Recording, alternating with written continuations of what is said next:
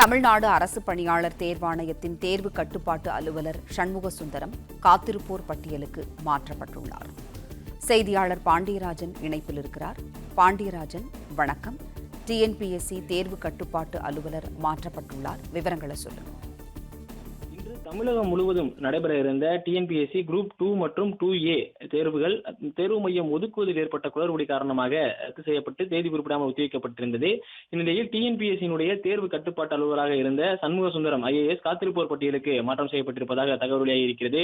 இந்த TNPSC group 2, 2A ஆகிய தேர்வுகள் தமிழகம் முழுவதும் ரத்து செய்யப்பட்டிருந்தது. கிட்டத்தட்ட 10,000 மாணவர்கள் இந்த தேர்வு எழுதுவதற்காக வந்திருந்த நிலையில் சென்னையில் இருக்கக்கூடிய 2 தேர்வு மையங்கள்ல ஏற்பட்ட குளறுபடி காரணமாக ஹால் டிக்கெட்டில் ஒரே தேர்வு மையத்தில் அதிக அளவிலான மாணவர்கள் செல்லும் வகையில் அச்சிடப்பட்டு வழங்கப்பட்டிருப்பதாக ஒரு புகார் இருந்தது.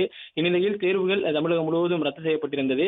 இந்நிலையில் தான் காத்திருப்போர் பட்டியலுக்கு டிஎன்பிஎஸ்சியினுடைய தேர்வு கட்டுப்பாட்டு அலுவலராக இருந்த சண்முக சுந்தரம் மாற்றப்பட்டிருக்கிறார். அதே நேரத்தில் தமிழ்நாடு அரசு பணியாளர் தேர்வாணையத்தினுடைய புதிய தேர்வு கட்டுப்பாட்டு அலுவலராக வெங்கடபிரியா என்பவர் நியமிக்கப்பட்டிருக்கிறார். வெங்கடபிரியா IAS அவர்கள் தற்போது டிஎன்பிஎஸ்சியினுடைய தேர்வு கட்டுப்பாட்டு அலுவலராக நியமிக்கப்பட்டிருக்கிறார். சண்முக சுந்தரம் காத்திருப்போர் பட்டியலுக்கு மாற்றம் செய்யப்பட்டிருப்பதாக ஒரு தகவல் வெளியாகியிருக்கிறது.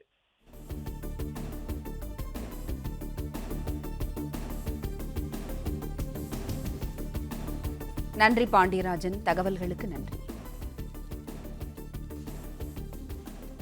பிளே ஸ்டோர் மற்றும் ஆப் ஸ்டோரில் இருந்து பாலிமர் செயலியை QR கோடு மூலம் பதிவிறக்கம் செய்யுங்கள். செய்திகளை உடனுக்குடன் பெறுங்கள்.